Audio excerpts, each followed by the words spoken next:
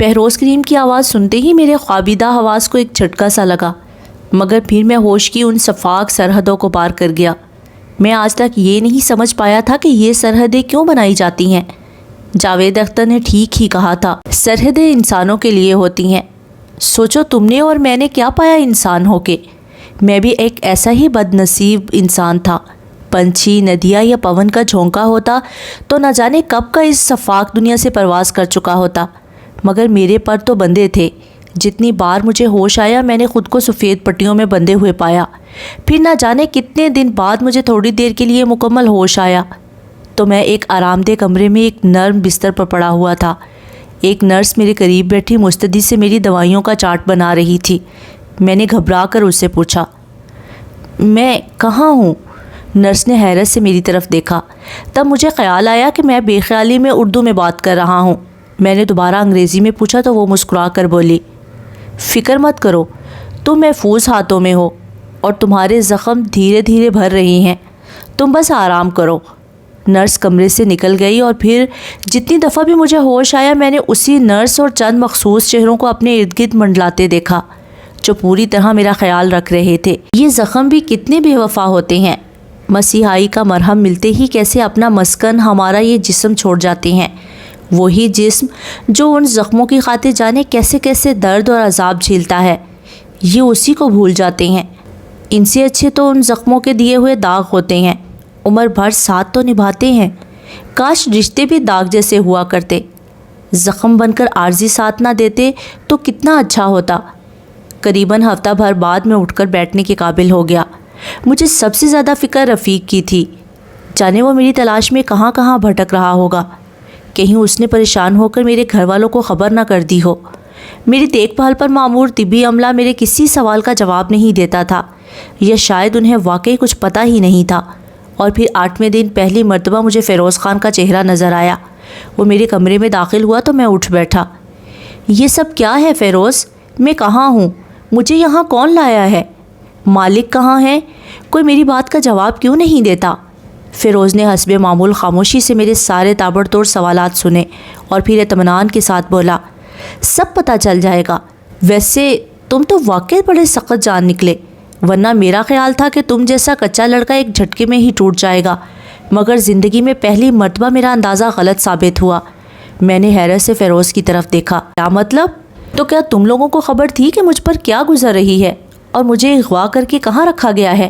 فیروز کے چہرے پر حسب معمول تاثر کا فقدان تھا۔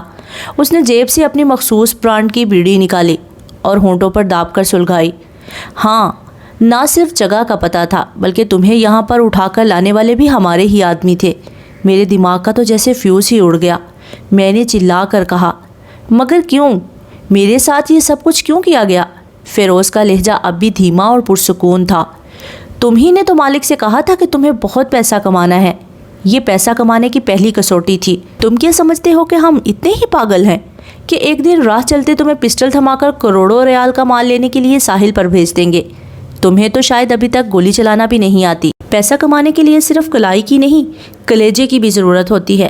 یہ تمہاری برداشت، حوصلے اور بہادری کا امتحان تھا۔ ہم میں سے جو بھی مالک کے خاص کارندے ہیں انہیں اس طرح کے کئی آزمائشوں سے گزرنا پڑتا ہے۔ ہاں، مگر تمہاری باری پر نہ جانے مالک نے ہاتھ اتنا سخت کیوں رکھا؟ میں منہ کھولے حیرت سے فیروز کی ساری بات سنتا رہا۔ اس نے مجھے بتایا کہ ساحل پر ہونے والے ڈرامے سے لے کر میرے فرار کی کوشش تک سبھی پہلے سے طے شدہ تھا۔ مجھے بہروز کریم کے خاص گروہ میں شامل کرنے سے پہلے انہیں میری وفاداری کا ہر طرح سے امتحان لینا تھا، کیونکہ جب کبھی بھی میں ان کے لیے باقاعدہ کام شروع کرتا تو کسی بھی وقت گرفتاری کی صورت میں مجھے انہی حالات سے گزرنا پڑتا، اور وہ لوگ یہی جاننا چاہتے تھے کہ کہیں میں تشدد اور اذیت سے ٹوٹ کر کسی مرحلے پر بہروز کریم یا دیگر عملے کے نام افشا تو نہیں کر دوں گا۔ فیروز کے مطابق اگر میں کسی بھی مرحلے پر ہار کر اپنی زبان کھول دیتا تو اسی لمحے مجھے اذیت خانے سے نکال کر پہلی فلائٹ سے دوبارہ ڈپورٹ کر دیا جاتا۔ مجھے فرار کا موقع بھی جان بوجھ کر دیا گیا تھا، کیونکہ بہروز کریم یہ دیکھنا چاہتا تھا کہ کہیں میں ڈر سے ٹوٹ کر اپنی ہمت اور حوصلہ تو نہیں کھو بیٹھا۔ فیروز نے مجھے یہ بھی بتایا کہ اس ساری کارروائی کی براہ راست نگرانی خود بہروز کریم کرتا ہے، کیونکہ اسے اپنے ارد گرد صرف ایسے خاص چنے ہوئے وفاداروں کا گروہ چاہیے ہوتا ہے جو اس کے ہر امتحان پر پورے اتر چکے ہوں۔ میں نے فیروز سے رفیق کے بارے میں پوچھا تو اس نے مجھے تسلی رکھنے کو کہا کہ رفیق کو اتنا ہی پتہ ہے کہ مجھے مالک نے کسی کام سے ابوظہبی کے دفتر بھیج دیا ہے، اور اس عرصے میں وہ لوگ میری طرف سے رفیق کو میرے گھر بھیجنے کے لیے پیسے بھی دیتے رہے ہیں۔ خود رفیق کو کسی نہ کسی کام کے بہانے اس سارے عرصے میں شہر سے دور ہی رکھا گیا تھا تاکہ وہ میری لمبی غیر حاضری محسوس نہ کر سکے۔ وہیں بیٹھے بیٹھے فیروز نے اپنے فون پر میری رفیق سے بات بھی کروا دی۔ میری آواز سن کر رفیق کھل سا گیا۔ اوئے کہاں ہو تم یار؟ ایسی بھی کیا نوکری؟ یاروں کو ہی بھلا دیا۔ میری آواز بھرا سی گئی اور میں نے اسے بتایا کہ میں جلد ہی واپس آ کر اس سے ملوں گا۔ بہروز کے جانے کے بعد میں نے تھک کر آنکھیں موند لی۔ اس دن مجھے احساس ہوا کہ دنیا میں انسان دولت، پیسہ، روپیہ سب کچھ کما لیتا ہے، مگر سب سے مشکل کسی کی وفاداری کمانا ہوتا ہے، کیونکہ اس کا تعلق کسی دوسرے کے خلوص اور ایمان سے ہوتا ہے۔ بہروز کریم کی یہ احتیاط اور پریشانی اپنی جگہ بالکل بجا تھی۔ سلطنت بنا لینے سے کہیں زیادہ مشکل اس سلطنت کو قائم رکھنا ہوتا ہے۔ دنیا کے بڑے بڑے شہنشاہ بھی چھوٹے اور معمولی غداروں کے ہاتھ اپنی بادشاہت گنوا چکے ہیں، اور بہروز کریم مجھے تاریخ کو یاد رکھنے والا شخص معلوم ہوتا تھا۔ شام کو اچانک باہر وہی ہلچل سی مچ گئی جو بہروز کریم کی آمد کا خاصہ اور ابتدائی پیغام لے کر آتی تھی۔ کچھ دیر بعد ہی بہروز میرے کمرے میں موجود تھا۔ فیروز خان بھی اس کے ہمراہ آیا تھا۔ میں نے کھڑے ہونے کی کوشش کی تو لڑکھڑا گیا۔ بہروز نے مجھے بیٹھے رہنے کا اشارہ کیا اور خود میرے بستر کے سامنے پڑی کرسی پر بیٹھ کر مجھے بہت دیر تک غور سے دیکھتا رہا۔ کچھ کہو گے نہیں مجھ سے؟ میری وجہ سے تم پر ظلم کے اتنے پہاڑ توڑے گئے، تمہاری پور پور اور نس نس میں درد کا زہر بھر دیا گیا۔ غصہ تو بہت آیا ہوگا مجھ پر۔ میں نے زندگی میں پہلی مرتبہ براہ راست بہروز کی طرف دیکھا۔ نہیں، آپ نے وہی کیا جو دنیا میں کسی کی وفاداری جانچنے کے لیے رائج طریقہ ہے۔ انسان کا جسم ہی بظاہر اس کی سب سے بڑی کمزوری اور مجبوری ہوتا ہے، تو اگر آپ نے بھی اسی کمزوری کو آزما کر وفاداری کی جانچ کی ہے تو آپ سے کیا گلا شکوہ کرنا؟ بہروز نے دلچسپی سے پوچھا۔ خوب، گویا وفاداری کو پرکھنے کا کوئی اور طریقہ بھی ہوتا ہے؟ میں بھی جاننا چاہوں گا۔ جس وفادار کے لیے اس کا جسم اور درد کمزوری ہو، اس کے لیے برداشت کی جانچ ہی سب سے آزمودہ طریقہ ہے، مگر جسے درد سہنے اور اذیت برداشت کرنے کی عادت پڑ چکی ہو، اس کا امتحان کیا ہوگا؟ میں تو ایسے لوگوں کو بھی جانتا ہوں جو لذت کے حصول کے لیے اذیت سے گزرتے ہیں۔ ان کی وفاداری کیسے ناپیں گے آپ؟ بہروز چپ رہا۔ میں نے اپنی بات جاری رکھی۔ اس دنیا میں ہر انسان کے لیے قدرت نے ایک الگ امتحان تیار کر رکھا ہے، کہیں درد، کہیں دولت، کہیں حسن اور کہیں اقتدار۔ آپ نے تو ابھی مجھے صرف ایک آزمائش سے گزارا ہے، اور یہ بھی ہو سکتا ہے کہ یہ میرے حصے کا امتحان ہی نہ ہو۔ بہروز نے اپنے سگار کو بے خیالی میں توڑا اور فیروز خان نے جلدی سے لائٹر سے سگار کو شعلہ دکھایا۔ تم ٹھیک کہہ رہے ہو لڑکے، مگر میں اپنے وفاداروں کو اتنا کچھ دے دیتا ہوں کہ انہیں دیگر کسی چیز کی ہوس باقی نہیں رہتی، لیکن ایک بات تمہاری دل کو لگتی ہے، وفاداروں کی وفا ناپنے کا کوئی حتمی پیمانہ ایجاد ہی نہیں ہوا کبھی۔ انسان کے خون میں ہی وفا نہ ہو تو یہ صرف دل بہلاوے کی آزمائشیں ہیں۔ مجھے تمہاری صاف کوئی پسند آئی، اور مجھے تمہاری قوت برداشت کی داد بھی دینا پڑے گی، حالانکہ دیکھنے میں تم اتنے سخت جان نہیں لگتے۔ بہرحال اب تم بھی ہماری ٹیم کا حصہ بن چکے ہو، مگر یاد رہے جس دنیا میں تم قدم رکھنے جا رہے ہو وہاں سے واپسی کا کوئی دروازہ نہیں ہے، لہٰذا ایک بار پھر اچھی طرح سوچ لو۔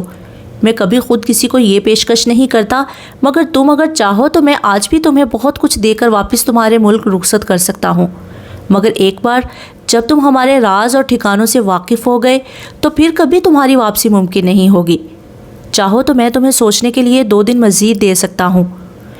میں واپس جانے کے لیے یہاں نہیں آیا تھا، یہاں آنے سے پہلے ہی میں اپنی واپسی کے سارے راستے بند کر چکا ہوں، اور واپسی کی فکر وہ کرتے ہیں جن کی واپسی کا کوئی منتظر ہو۔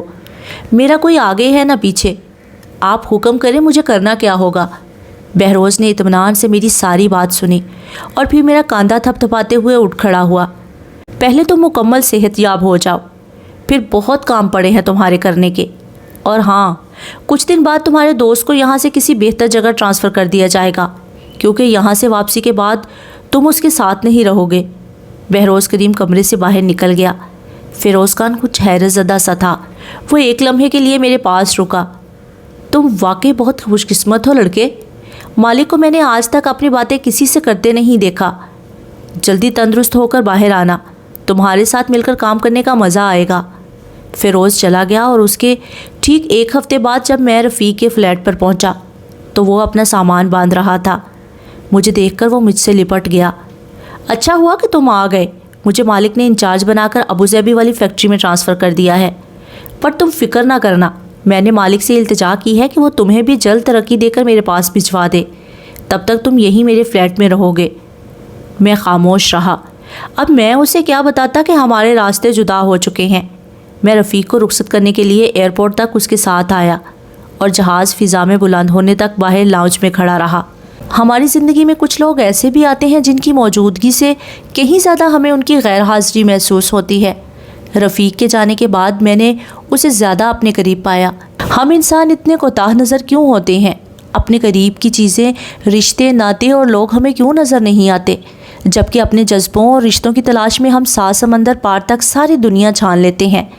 مجھے تو ویسے بھی 2-4 دن میں بہروز کریم کی طرف سے دیے گئے نئے اپارٹمنٹ میں شفٹ ہو جانا تھا، مگر رفیق کے جانے کے بعد مجھ سے 24 گھنٹے بھی اس فلیٹ میں نہیں رہا گیا۔ میں نے فیروز کو کہلوا بھیجا کہ ہو سکے تو مجھے چند دن کے لیے کسی ہوٹل وغیرہ میں منتقل کروا دے۔ جواب میں فیروز نے شام تک ایک فرنشڈ اپارٹمنٹ کی چابی میرے حوالے کر دی۔ جہازی سائز کے اس اپارٹمنٹ میں ضرورت کی ہر شے پہلے سے موجود تھی۔ ہر چیز نئی، قیمتی اور چمکتی ہوئی قرینے سے سجائی گئی۔ اتنی بڑی خوابگاہ جس کی کھڑکی سمندر کی طرف کھلتی تھی۔ دبیز ایرانی قالین، ریشمی پردے، فانوس، بڑے بڑے مصوروں کی تصویروں سے سجی دیواریں، 7ویں منزل پر بنے ہوئے اس اپارٹمنٹ کا سمندر کی طرف کھلنے والا ٹیرس، اور وہاں پڑی وہ بیت کی قیمتی آرام کرسی۔ پل بھر کے لیے مجھے اپنے گھر کی چھت پر بنا میرا وہ گودام نما چھوٹا سا کمرہ یاد آ گیا اور میری آنکھیں بھیگ گئیں۔ اس چھوٹے سے ڈربا نما کمرے سے لے کر اس عالیشان اپارٹمنٹ کے سفر میں نہ جانے میں نے پایا زیادہ تھا یا کھویا بہت۔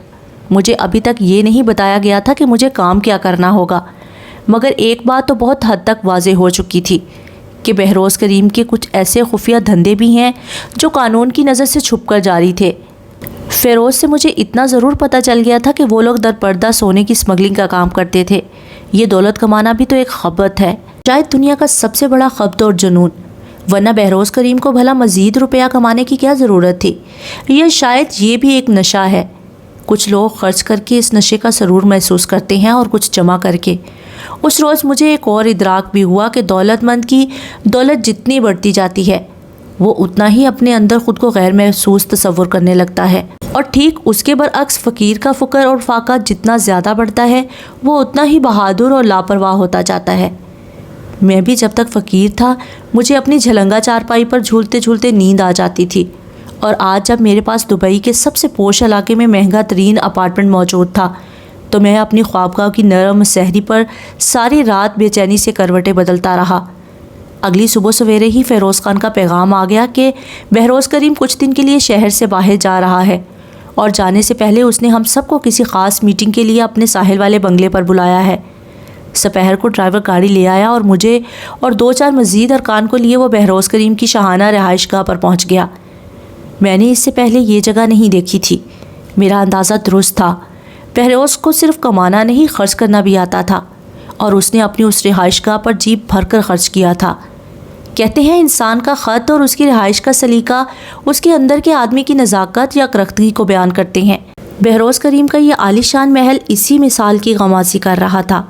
اندر داخل ہوتے ہی ایک جانب پورش میں دنیا کی چند بہترین اور مہنگی ترین گاڑیاں شیڈ کے نیچے کھڑی تھی۔ شاید بہروز کو دنیا کی نایاب ترین کاریں جمع کرنے کا شوق تھا۔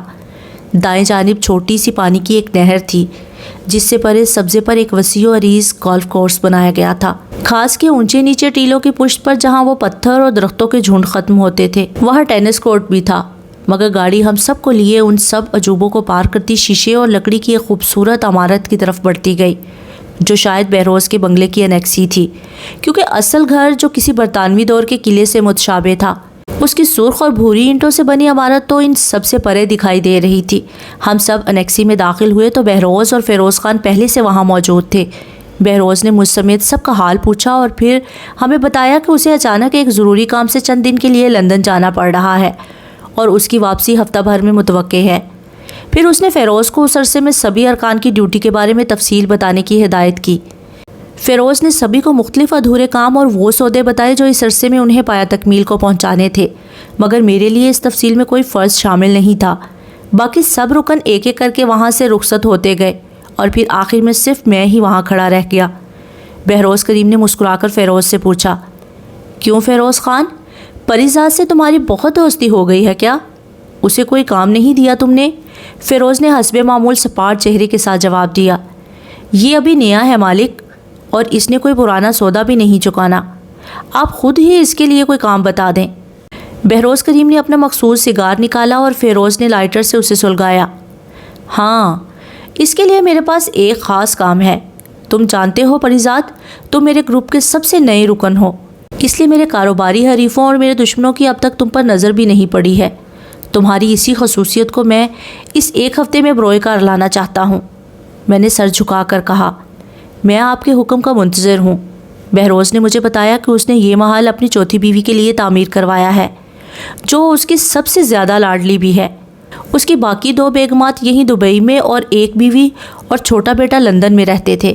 وہ لندن اپنے اسی بیٹے کے لیے کسی نامور تعلیمی ادارے میں داخلہ کرانے کی غرض سے جا رہا تھا، لیکن اسے اپنی اس نئی کمسن دلہن کی بہت زیادہ فکر لگی رہتی تھی۔ اس کے لیے بہروز نے اسی محل میں اس کی تفریح کا ہر سامان مہیا کر رکھا تھا۔ اس کے دشمنوں کو ابھی بہروز کریم کی اس نئی شادی کا علم نہیں تھا، نہ ہی وہ کریم کی نئی نویلی دلہن کی صورت سے ہی واقف تھے، مگر بہروز کے بقول اس کی گھر والی اب گھر میں بیٹھے بیٹھے اوب چکی تھی، لہٰذا وہ اپنی سہیلیوں اور اپنے خاندان سے ملنے کے لیے باہر جانے کی ضد کرنے لگی تھی۔ بہروز اس کی محبت کے ہاتھوں انتہائی مجبور ہونے کے باوجود اسے اپنے کسی پرانے وفادار یا محافظ کے ساتھ باہر نہیں بھیجنا چاہتا تھا، کیونکہ بہروز کے پرانے وفاداروں کو تو پورا شہر جانتا تھا، لہٰذا ان کے ساتھ کا مطلب ہی بہروز کے خاندان کی نشاندہی تھا۔ لہٰذا بہروز چاہتا تھا کہ اس کی غیر موجودگی میں اگر اس کی دلہن کو کہیں جانا ہو تو میں بھی ڈرائیور کے ساتھ اس کے ہمراہ جاؤں۔ دوسری احتیاط مجھے یہ بھی کرنی تھی کہ بہروز کی دلہن کو کسی گارڈ کی موجودگی کی الجھن سے بھی بے خبر رکھنا تھا، کیونکہ اسے اس زیر زمین دنیا کے خطرات سے آگاہ کر کے بہروز اس کی زندگی اجیرہ نہیں کرنا چاہتا تھا۔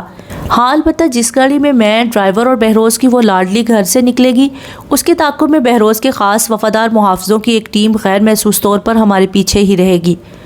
اس دوسری گاڑی کا صرف مجھے پتہ ہوگا اور ان کمانڈوز سے فون پر میرا رابطہ رہے گا، تاکہ جب کبھی بھی کوئی خطرہ محسوس کروں تو وہ پلک جھپکتے ہی ہماری گاڑی کو اپنی حفاظت کے حصار میں لے لے۔ پوری بات کہنے کے بعد بہروز نے تصدیق کے لیے میری طرف دیکھا۔ سب سمجھ گئے نا؟ کوئی بات پوچھنی ہو تو پوچھ سکتے ہو، مگر یاد رکھنا لیلا صبا میری جان ہے، اسے ہلکی سی کھرونچ بھی آئی تو غضب ہو جائے گا۔ تمہارے پاس غلطی کی کوئی گنجائش نہیں پریزاد۔ میں نے سر ہلایا۔ نہیں مالک، میں اچھی طرح سمجھ گیا ہوں، کوئی غلطی نہیں ہوگی۔ بہروز مسکرایا۔ شاباش، تم ظاہر نہیں کرتے مگر کافی ذہین ہو۔ میں چپ رہا، مگر نہ جانے کیوں مجھے اس ساری کہانی میں کوئی ایک چیز بار بار الجھا رہی تھی، جیسے بہروز نے سب کچھ بتاتے ہوئے بھی کچھ بہت خاص چھپا لیا ہو، جیسے کوئی بڑا راز میرے آس پاس پھٹک کر میرے کان میں کوئی سرگوشی کر کے مجھے کچھ بتانا چاہے مگر بتا نہ پا رہا ہو۔ کچھ بھی تھا، مگر میں بہت دیر تک اسی الجھن کی سولی پر لٹکا رہا۔ کچھ دیر میں فیروز خان نے آ کر بتایا کہ لیلا صبا جاگ چکی ہیں اور کریم کا پوچھ رہی تھیں۔ فیروز کو بہروز نے ہماری باتوں کے درمیان کچھ کام سے اندر کوٹھی میں بھیج دیا تھا۔ بہروز کریم نے اٹھتے ہی مجھے بھی اپنے پیچھے آنے کا اشارہ کیا۔ تم بھی وہیں آ جاؤ، میں تمہارا تعارف بھی لیلا سے کروا دیتا ہوں۔ میں بہروز کریم اور فیروز کے نقش قدم پر چلتا ہوا اس محل کے حال نما لاؤنج میں داخل ہوا تو ایک جانب رکھے نفیس اور خوبصورت سفید رنگ کے پیانو کو دیکھ کر میرے قدم ٹھٹک سے گئے۔ مجھے یاد آیا کہ بچپن میں بھی تو ایک پیانسٹ بننا چاہتا تھا، اور آج قدرت نے پیانو دکھایا بھی تو کہاں۔ اتنے میں اوپر کی منزل کی طرف سے نیچے آتی لکڑی کی سیڑھیوں پر کسی کے نازک قدموں کی آواز گونجی۔ میری نظریں خود بخود جھک گئیں۔ آنے والی نزاکت سے پاؤں دھرتے نیچے اتری تو بہروز نے مجھ سے کہا، ان سے ملو پریزاد، یہ ہے میری بیگم، اس گھر کی مالکن لیلا صبا۔ میں نے جھجکتے ہوئے نظر اٹھائی اور مجھ پر جیسے ایک پل کے لیے بجلی سی گر گئی۔ لیلا صبا کو میں نے دیکھا تو چند لمحوں کے لیے تو جیسے میں پتھر کا ہو گیا۔ بہروز کریم کو خدا نے صرف روپے پیسے کی دولت سے ہی نہیں نوازا تھا، قدرت نے لیلا صبا کی صورت میں اسے حسن کی ایک ایسی انمول نعمت کا خزانہ سونپ رکھا تھا جو دنیا میں بہت کم خوش نصیبوں کے حصے میں آتا ہے۔ لیلا حسن اور نزاکت کا ایک مکمل امتزاج تھی۔ مغربی لباس میں ملبوس، سیاہ فلیپر کے اوپر میرون شرٹ اور گلے میں سیاہ سکارف، کھلے بال اور بڑی بڑی سیاہ آنکھوں میں نیند کا خمار۔ بہروز کریم کی فکر اپنی جگہ بالکل بجا تھی۔ اس گلرخ کی حفاظت کے لیے سارے دبئی کو بھی معمور کر دیا جاتا تو یہ کم ہوتا۔ کریم نے لیلا سے میرا تعارف کروایا۔ اس سے ملو، یہ پریزاد ہے، میرا نیا اسسٹنٹ۔ میں نے چونک کر بہروز کی طرف دیکھا، وہ لیلا سے اردو میں بات کر رہا تھا۔ لیلا نے نخوت سے میری طرف دیکھا اور انگریزی میں بہروز سے کہا، او کمون آغا، آپ کی پسند کو کیا ہوتا جا رہا ہے؟ بہروز نے مسکرا کر میری طرف دیکھا اور انگریزی میں ہی مجھے لاؤنج کے ساتھ ملحق دوسرے کمرے میں انتظار کرنے کا کہا۔ شاید وہ لیلا صبا کو یہ جتانا چاہ رہا تھا کہ میں انگریزی جانتا ہوں۔ میں چپ چاپ وہاں سے نکل آیا، مگر میرے جانے کے بعد بھی لیلا اور کریم کی اونچی آواز کی بحث میرے کانوں تک پہنچتی رہی، خاص طور پر جب کریم نے لیلا کو یہ بتایا کہ اب گھر سے باہر نکلتے وقت ہمیشہ میں لیلا کے ساتھ رہوں گا، تو لیلا کی آواز مزید اونچی ہو گئی۔ یہ آپ کیا کہہ رہے ہیں آغا؟ اب یہ شخص میرا سایہ بن کے رہے گا کیا؟ آپ یہ تو سوچیں کہ جب یہ میرے ساتھ چلے گا تو میرا کتنا مذاق بنے گا بازاروں میں۔ اس سے تو بہتر ہے کہ میں گھر سے باہر ہی نہ نکلوں۔ بہروز کریم نے اپنے مخصوص ٹھنڈے لہجے میں بیوی کو سمجھایا کہ میرا اس کے ساتھ باہر جانا کیوں ناگزیر ہے، اور یہ کہ وہ یہ سب کچھ لیلا کی محبت میں کر رہا ہے، ورنہ وہ پردیس جا کر بھی لیلا کی طرف سے پریشانی میں مبتلا رہے گا۔ بہرحال ایک لمبی بحث اور تکرار کے بعد آخرکار وہ لیلا کو معاملے کی نزاکت سمجھانے میں کامیاب ہو گیا۔ اس دن مجھے احساس ہوا کہ محبت کا زنگ کتنا طاقتور ہوتا ہے کہ جو بہروز کریم جیسے فولاد کو بھی بھربھری مٹی میں تبدیل کر سکتا ہے۔ مجھے نیا حکم یہ ملا کہ میں اپنا ضروری سامان لے کر انیکسی میں منتقل ہو جاؤں، تاکہ اگر کبھی لیلا کو اچانک باہر جانا ہو تو اسے میرا انتظار نہ کرنا پڑے۔ مگر میری الجھن بڑھتی ہی جا رہی تھی۔ بظاہر یہ ایک سیدھا سادہ نظر آنے والا معاملہ مجھے بہت ٹیڑھا دکھائی دے رہا تھا۔ جانے کیوں مجھے ایسا لگ رہا تھا کہ بات صرف لیلا کی حفاظت سے کہیں زیادہ بڑھ کر ہے، اور پھر میری اس خدشے کی تصدیق بھی جلد ہی ہو گئی جب ایئرپورٹ روانگی سے قبل بہروز نے مجھے بلا کر سختی سے تاکید کی کہ گھر سے باہر مجھے ہر لمحہ لیلا کے ساتھ رہنا ہوگا اور روزانہ کی رپورٹ دینا ہوگی۔ بہروز کے لندن جانے سے پہلے میں انیکسی میں منتقل ہو چکا تھا۔ فیروز نے لیلا کے اردو بولنے کا معمہ بھی حل کر دیا کہ اصل میں لیلا ترکی سے تعلق رکھتی ہے، اور بہروز نے اسے وہیں استنبول کے ایک میلے میں دیکھا اور اس پر دل ہار بیٹھا تھا۔ لیلا نے بہروز کی محبت میں اردو سیکھی اور اب وہ ٹوٹی پھوٹی اردو بول بھی لیتی ہے۔ یہ ان کی شادی کا دوسرا سال تھا، مگر میں بدقسمتی سے پہلے روز ہی لیلا صبا کی نظروں میں ایک ناپسندیدہ شخص قرار پا چکا تھا، کیونکہ اسے بہروز کے لگائے ہوئے میرے پہرے سے شدید چڑ ہو گئی تھی اور اس کی جھنجھلاہٹ کا سارا نزلہ مجھ پر گرنا تھا۔ لیکن اگر بہروز یہ حکم نہ بھی دیتا تب بھی لیلا جیسی معروف کا مجھ جیسے بھدے شخص سے نفرت کرنا لازمی تھا، خاص طور پر اس وقت جب اس شخص کی ہمسفری کی شرط بھی لازمی قرار دے دی گئی ہو۔ میں انیکسی میں اپنے کمرے میں آرام کرسی پر بیٹھا بہت دیر تک سامنے دیوار پر لگے بڑے آئینے کو دیکھتا رہا۔ مجھے آئینے پسند نہیں تھے، مگر ہر گھر میں ہر دیوار پر لگے یہ شیشے ہر پل میرا راستہ کاٹتے رہتے تھے۔ گھر پر ہی کیا منحصر، باہر گلی میں، سڑک پر، گاڑیوں میں، عمارتوں کے اندر، ہر طرف میرے یہ دشمن میری طاق میں گھات لگائے بیٹھے رہتے تھے۔ کہاں کہاں ان سے بچ کر جاتا میں۔ سارے شہر میں جا بجا یہ میرا منہ چڑھانے اور میرا مذاق اڑانے کے لیے مجھے کھڑے ملتے تھے۔ میں نے سوچ لیا تھا کہ اگر زندگی میں کبھی مجھے اپنا گھر بنانے کا موقع ملا تو اس میں کسی آئینے کی جگہ نہیں ہوگی۔ کوئی گوشہ تو اس دنیا میں ایسا ہو جہاں میں بنا کسی خوف اور جھجک کے صرف اپنے ساتھ رہ سکوں۔ اگلے روز دوپہر 3 بجے کے قریب مجھے گھر کے ملازم نے آ کر حکم سنایا کہ مالکن لیلا باہر جانا چاہتی ہیں اور ڈرائیور باہر پورچ میں میرا انتظار کر رہا ہے۔ میں گاڑی کے قریب پہنچا تو لیلا صبا غصے میں بھری کھڑی تھی۔ اتنی دیر کہاں لگا دی تم نے؟ کیا اب مجھے تمہاری تیاری کا انتظار بھی کرنا پڑے گا؟ میں نے اسے بتایا کہ مجھے ملازم نے صرف 3 منٹ پہلے روانگی کا بتایا ہے اور میں جس حالت میں بیٹھا تھا ویسے ہی چلا آیا ہوں، مگر لیلا نے میری بات پوری ہی نہیں ہونے دی اور مجھے جھڑک دیا۔ اچھا ٹھیک ہے، اب گاڑی میں بیٹھو، میں کسی فضول بحث کے موڈ میں نہیں ہوں۔ میں چپ چاپ ڈرائیور کے ساتھ آگے بیٹھ گیا اور لیلا نے عربی میں ڈرائیور سے کہیں چلنے کا کہا۔ گاڑی دبئی کی بارونق سڑک سے ہوتی ہوئی ایک جدید طرز کی کالونی میں داخل ہو گئی، جہاں اونچے پرتعیش اپارٹمنٹس کی بہت سی قطاریں ترتیب سے جڑی ہوئی تھیں۔ ہماری گاڑی جے سیریز کے اپارٹمنٹ کی قطار کے سامنے آ کر رک گئی۔ لیلا نیچے اتری تو میں بھی نیچے اتر آیا۔ اس نے غصے سے میری طرف دیکھا۔ تم کہاں اتر آئے؟ یہی نیچے میرا انتظار کرو، میں اپنی سہیلی سے مل کر آتی ہوں۔ میں نے سر جھکا کر جواب دیا، مجھے آپ کو اکیلا نہ چھوڑنے کا حکم ہے، میں آپ کی سہیلی کے اپارٹمنٹ تک آپ کے ساتھ چلوں گا۔ لیلا میری بات سنتے ہی آپے سے باہر ہو گئی۔ ہاؤ ڈیئر یو، تمہاری ہمت کیسے ہوئی مجھے پلٹ کر جواب دینے کی؟ اپنی اوقات میں رہو ورنہ… اس بات پر مجھے اپنا لہجہ سخت کرنا پڑا۔ معافی چاہتا ہوں مگر یہ مالک کا حکم ہے۔ ہمارے تعاقب میں آنے والے گارڈز کی گاڑی کچھ فاصلے پر کھڑی ہو چکی تھی اور مجھے ان کی بے چینی سے ایسا محسوس ہو رہا تھا جیسے انہیں ہمارا یہاں زیادہ دیر رکنا کچھ پریشان کر رہا تھا۔ لیلا نے غصے سے دانت پیسے اور پیر پٹکتی ہوئی اندر لفٹ کی جانب بڑھ گئی۔ 15ویں منزل پر لیلا کی دوست کا اپارٹمنٹ تھا۔ اس نے اپارٹمنٹ کا دروازہ کھولا تو دونوں سہیلیاں یوں ملی جیسے برسوں بعد ملاقات ہوئی ہو۔ لیلا اندر چلی گئی اور میں باہر راہداری میں ایک جانب دیوار کے ساتھ لگے لوہے کے بینچ پر بیٹھ گیا۔ تقریباً 2 گھنٹے بعد وہ دونوں باہر نکلی۔ لیلا نے قریبی سپر مارکیٹ سے کچھ خریداری کی اور ہم اس کی سہیلی کو اپارٹمنٹ کے باہر چھوڑ کر واپس گھر چلے آئے۔ لیلا نے گاڑی سے اترتے ہی چیخ کر فیروز خان کو حاضر ہونے کا حکم دیا اور غصے میں بھری اندر چلی گئی۔ میں انیکسی میں آ کر بستر پر دراز ہو گیا۔ تھوڑی دیر بعد فیروز خان بھی وہاں نازل ہو گیا۔ تمہاری مالکن سے کوئی بحث ہوئی تھی آج؟ ہاں، وہ اکیلے جانے کی ضد کر رہی تھی، میں نے صرف مالک کے حکم کی تعمیل کی۔ فیروز نے ایک لمبی سانس بھری۔ آئندہ ایسی نوبت نہ آئے تو بہتر ہے۔ لیلا مالکن مالک کی بہت چہیتی ہیں، وہ یہ سب برداشت نہیں کریں گے۔ سمجھ لو کہ تم ایک 2 دھاری تلوار پر چل رہی ہو اور تمہیں دونوں جانب بھی اپنا وزن برابر بچائے رکھنا ہے، ورنہ کٹ کر 2 حصوں میں تقسیم ہو کر گر پڑو گے۔ فیروز جاتے جاتے مجھے ایک نئی الجھن میں مبتلا کر گیا تھا۔ اگر میں بہروز کریم کا حکم مانتا تو لیلا کی ناراضگی یقینی تھی، اور اگر لیلا کی ہدایت پر عمل کرتے ہوئے اسے دور رہتا تو مکمل نگرانی نہ کرتا تو بہروز کی حکم عدولی ہوتی تھی اور دونوں صورتوں میں سزا میرے ہی مقدر میں تھی۔ شام ڈھلتے ہی گھر کے ہال سے پیانو کی مدھر تانے ابھرنے لگی۔ کوئی پیانو پر بہت خوبصورت دھن بجا رہا تھا۔ نہ چاہتے ہوئے بھی میرے قدم ہال کی جانب بڑھ گئے۔ ایک بوڑھی انگریز استانی پیانو بجاتے ہوئے لیلا کو پیانو کا سبق دے رہی تھی۔ میں نے لاؤنج کی کھڑکی سے ہال کے اندر کا منظر دیکھا تو الٹے قدموں واپس چلا آیا۔ گویا لیلا صبا کو پیانو سیکھنے کا شوق تھا۔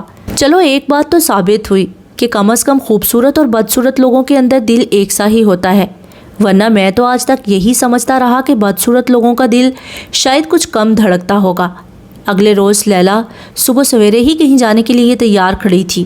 شاید ڈرائیور تک بہروز کریم کی ہدایت پہنچا دی گئی تھی، ورنہ لیلا کا بس چلتا تو وہ اکیلی ہی ڈرائیور کے ساتھ نکل چکی ہوتی۔ آج لیلا نے مجھ سے زیادہ بحث نہیں کی اور ڈرائیور سے جمیرہ کی طرف چلنے کے لیے کہا اور خواہ خواہ شام تک مالز میں خریداری کرتی رہی۔ جانے یہ امیر عورتوں کو شاپنگ کا اتنا خپت کیوں ہوتا ہے؟ شاید یہ بھی ایک طرح کی بھوک ہوتی ہے، اور یہ بھوک صرف بھرے پیٹ کو ہی لگتی ہے۔ شام کو گھر واپسی کے بعد میرے کان نہ چاہتے ہوئے بھی پیانو کی اس خوبصورت دھن کی آس کرنے لگے۔ سماعت کو بھی کبھی کبھی بڑی شدید بھوک لگتی ہے، خاص طور پر مجھ جیسوں کی سماعت جو ساری عمر کسی زبان سے 2 میٹھے بول سننے کے لیے ترستے رہتے ہیں۔ ہماری سماعت انسانوں کی زبان سے مایوس ہو کر قدرت کی بکھیری دیگر آوازوں میں اپنے حصے کی چاشنی ڈھونڈنے لگتی ہے۔ مجھے بہتے پانی کی آواز، بارش کی خاموش بوندوں کی ٹپ ٹپ، سرسراتی ہوئی جھرنوں اور ایسی میٹھی دھنوں کی سرگوشیاں ہمیشہ اپنی جانب کھینچتی تھی۔ جب پیانو کی لے چڑھی تو میں بے اختیار انیکسی سے نکل آیا اور باہر باغیچے میں لاؤنج کی کھڑکیوں کے آس پاس ٹہلنے لگا۔ جانے کتنی دیر بعد اندر سے آواز آنا بند ہوئی اور بوڑھی پیانو ٹیچر سر پر اسکارف ٹھیک کرتے ہوئے باہر نکلی اور گیٹ کی طرف چل پڑی۔ میں نے جلدی سے آگے بڑھ کر اسے سلام کیا اور بہروز کے خادم کی حیثیت سے اپنا تعارف کروایا۔ وہ خوش دلی سے مسکرا دی۔ اس کا نام مارتھا تھا۔ میں نے مارتھا سے درخواست کی کہ کیا وہ مجھے بھی پیانو بجانا سکھا سکتی ہیں۔ میں اسے پورا معاوضہ دینے پر بھی تیار تھا، مگر مارتھا کے چہرے پر مایوسی کی لکیریں ابھر آئیں۔ اس نے مجھے بتایا کہ اس کے پاس پیانو نہیں ہے۔ وہ تو کرسچن کالونی میں رہتی ہے اور اسکول کے بچوں اور شام کو 1-2 بڑے گھروں میں پیانو سکھا کر اپنا گزارا کرتی ہے۔ اس کی بات سن کر میری امیدوں پر بھی اوس پڑ گئی۔ پھر کسی خیال سے میری آنکھیں چمکی۔ اگر میں کبھی اپنا پیانو لے سکوں تو کیا آپ مجھے سکھانے آئیں گی؟ مارتھا میرا سوال سن کر زور سے ہنس پڑی۔ ہاں ہاں، کیوں نہیں، بلکہ تمہارے شوق کو دیکھتے ہوئے تمہاری فیس بھی آدھی کر دوں گی۔ مارتھا ہنستے ہوئے وہاں سے چلی گئی اور میرے دل میں یہ خواب پلنے لگا کہ جانے کب میں اپنا پیانو خریدوں گا اور مارتھا سے پہلا سبق لوں گا۔ اب میرے پاس اچھی خاصی رقم ہر ماہ جمع ہو جاتی تھی۔ پیانو خریدنا میرے لیے کوئی خاص بڑا مسئلہ نہیں تھا، مگر انیکسی میں پیانو رکھنے کی اجازت شاید مجھے نہ مل پاتی۔ ساری رات میں یہی سوچ سوچ کر کروٹیں بدلتا رہا کہ ایسی کیا تدبیر کروں کہ میری برسوں کی دبی خواہش پوری ہو سکے۔ جب خواب روٹ جائیں تو راتیں بڑی طویل ہو جاتی ہیں۔ انسان بھی عجیب ہے، خواب دیکھے تو راتوں پر فریب اور جال بننے کا الزام لگا دیتا ہے، اور خواب نہ آئے تو اسے اسی رات کی طوالت سے بیزاری ہونے لگتی ہے۔ میں بھی اس طویل رات کے بعد صبح اٹھا تو سر درد سے پھٹ رہا تھا۔ بستر چھوڑنے کا بالکل بھی من نہیں تھا، مگر 10 بجتے ہی مالکن کا پیغام آ گیا۔ نوکری یا غلامی کی ایک تعریف شاید اپنے اندر کو کچلنا بھی ہے۔ کسی طرح اٹھ کر منہ پر 2-4 چھینٹے مارے اور سوجی آنکھوں کے ساتھ پورچ میں پہنچ گیا، مگر توقع کے برعکس ابھی تک وہاں کوئی گاڑی روانگی کے لیے تیار نہیں تھی۔ البتہ دوسری گاڑی میں محافظ چاقو چوبند اور تیار بیٹھے تھے۔ کچھ دیر میں اندر سے ایک خادمہ باہر آئی اور اس نے بتایا کہ مالکن اندر لاؤنج میں مجھے یاد کر رہی ہیں۔ میں الجھا ہوا سا لاؤنج ہال کی جانب پڑ گیا۔ جانے اب کیا آفت آنے والی تھی۔ لیلا کے مزاج کا کوئی بھروسہ نہیں تھا، اور یہ بات ابھی تحقیق طلب تھی کہ یہ خلل کثرت حسن کی وجہ سے تھا یا نفرت زر کی وجہ سے، کیونکہ یہ دونوں ہی اپنے اندر دماغی فطور پیدا کرنے کی صلاحیت رکھتے ہیں۔ مگر جب میں ہال میں داخل ہوا تو خلاف معمول لیلا بڑے سکون سے پیانو کے قریب بیٹھی اس کے تاروں سے کھیل رہی تھی۔ مجھے دیکھ کر اس نے زور سے پیانو کی کلوں پر ہاتھ پھیرے اور مجھ سے کہا، تمہیں پیانو بہت پسند ہے، بجانا سیکھنا چاہتے ہو؟ میں نے حیرت سے اس کی طرف دیکھا، وہ مسکرائی۔ میں نے کل شام تمہاری اور مارتھا کی گفتگو سن لی تھی، تم چاہو تو اسی پیانو پر مارتھا سے سیکھ سکتے ہو، تمہارے مالک سے اجازت میں تمہیں لے دوں گی، وہ میری کوئی بات نہیں ٹالتے۔ میرا جی چاہا کہ اس سے پوچھوں کہ اس کر میں خاص اور مہربانی کی کوئی وجہ تو بتائیں۔ اس نے شاید خود ہی میری آنکھوں میں میرا سوال پڑھ لیا۔ ہاں، مگر بدلے میں تمہیں بھی مجھ سے کچھ تعاون کرنا پڑے گا۔ کیسا تعاون؟ میں کچھ سمجھا نہیں۔ وہ سر چھٹک کر بولی، جب سے میں اس محل میں آئی ہوں مجھے یوں لگتا ہے جیسے کسی قید خانے میں آ گئی ہوں۔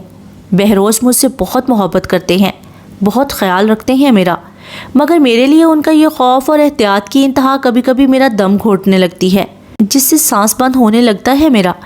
میں اپنی ہم عمر سہیلیوں سے ملنا چاہتی ہوں، ان کے ساتھ شہر میں گھومنا چاہتی ہوں۔ وہاں ترکی میں تو کسی تتلی کی طرح خوشی میں اڑتی پھرتی تھی، مگر یہاں مجھ پر بڑے پہرے ہیں۔ میں نے دھیرے سے سر جھکائے ہوئے جواب دیا، یہ سب آپ کی ہی حفاظت کی خاطر کیا گیا ہے۔